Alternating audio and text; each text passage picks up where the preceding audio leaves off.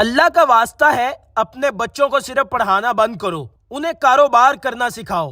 یہ کیسا نظام ہے جہاں بچہ 16 سال پڑھ کے نوکری کی فائل اٹھاتا ہے اور دوسرا بچہ جو اسکول ہی نہیں گیا وہ کاروبار کا مالک بن چکا ہوتا ہے۔ تم نے بچوں کو صرف ڈگری کے پیچھے دوڑایا، لیکن کمائی کا رستہ، گاہک سے بات کرنا، نقصان برداشت کرنا یہ تو سکھایا ہی نہیں۔ یاد رکھو، بچپن ایک فصل ہے، جو بیج آج بو گے وہی کل اگے گا۔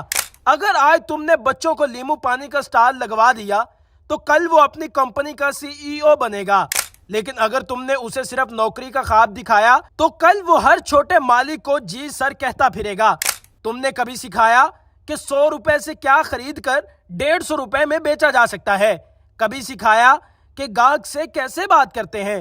نہیں، تم نے کہا پڑھو، نمبر لاؤ اور باقی قسمت پر چھوڑ دو۔ نہیں بھائی، یہ دور بدل چکا ہے۔ اب بچوں کو سوچ بدلنے کی ضرورت ہے۔ کام دو، چیزیں گنوانے کا، پیکنگ کا یا ایک دن کا چھوٹا سٹال لگوانے کا۔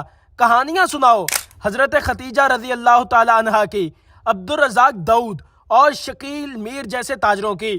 انٹرنیٹ ہے، بزنس سکھانے والے کارٹون، یوٹیوب چینل، سب کچھ موجود ہے، مگر بچوں کو صرف موبائل پکڑا کر فارغ کر دیا گیا ہے۔ انہیں محنت کے بدلے جیب خرچ دو تاکہ وہ سمجھیں محنت کمائی دیتی ہے۔ انہیں چھوٹے نقصان کرنے دو تاکہ بڑے سبق سیکھ سکیں۔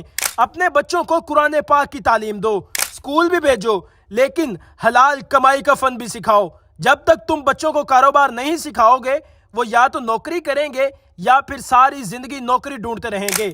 اللہ کا واسطہ ہے اپنے بچوں کو صرف ڈاکٹر، انجینئر یا سرکاری آفیسر نہ بناؤ، انہیں مالک بناؤ، خوددار بناؤ، کاروباری بناؤ، کیونکہ کاروبار صرف پیسہ نہیں دیتا، یہ عزت دیتا ہے، آزادی دیتا ہے اور اختیار دیتا ہے۔